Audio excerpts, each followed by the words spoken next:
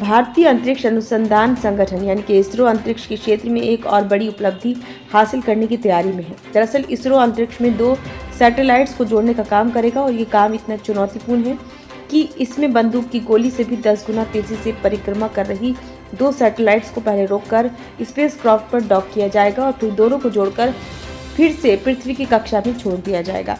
इसरो ने इस मिशन को स्पेडेक्स नाम दिया है और इसे 30 दिसंबर को लॉन्च किया जाएगा। मिशन के तहत इसरो का PSLV रॉकेट विशेष रूप से डिजाइन 2 उपग्रहों को लेकर जाएगा, जिनमें से प्रत्येक का वजन लगभग 220 किलोग्राम होगा। इन उपग्रहों को पृथ्वी से 470 किलोमीटर ऊपर डॉकिंग और अनडॉक का प्रयास किया जाएगा।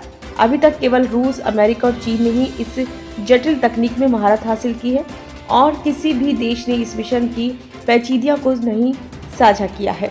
अब भारत अपने नाम पर इस उपलब्धि को हासिल करने की तैयारी कर रहा है। इसरो भारतीय डॉकिंग सिस्टम नामक एक विशेष रूप से डिजाइन किए गए अंतरिक्ष डॉकिंग तंत्र का इस्तेमाल करेगी, जो नासा द्वारा विकसित अंतर्राष्ट्रीय डॉकिंग सिस्टम यानी कि IDSS के मानकों को पूरा करता है। दोनों उपग्रह लगभग 28,800 किलोमीटर प्रति घंटे की गति से यात्रा करेंगे। ये किसी वाणिज्यिक हवाई जहाज की गति से लगभग 36 गुना या गोली की गति से भी 10 गुना तेज है। विशेष रूप से डिजाइन किए गए रॉकेट और सेंसर के एक सेट का उपयोग करके उपग्रहों की सापेक्ष गति को लगभग 0 या लगभग 0.036 किलोमीटर प्रति घंटे या फिर 10 मिलीमीटर प्रति सेकंड तक धीमा कर दिया जाएगा और फिर उन्हें एक साथ जोड़ दिया जाएगा। दिलचस्प बात यह है कि इसरो ने पहले ही भारतीय डॉकिंग तंत्र पर पेटेंट ले लिया है।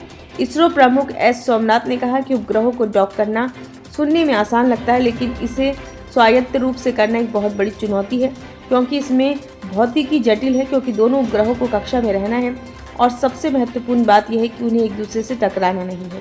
इसरो प्रमुख ने कहा कि अगर भारत को चंद्रयान 4 भेजना है, अंतरिक्ष स्टेशन बनाना है और फिर किसी भारतीय को चंद्रमा पर भेजना है, तो डॉकिंग में महारत हासिल करना एक ज़रूरी कदम है।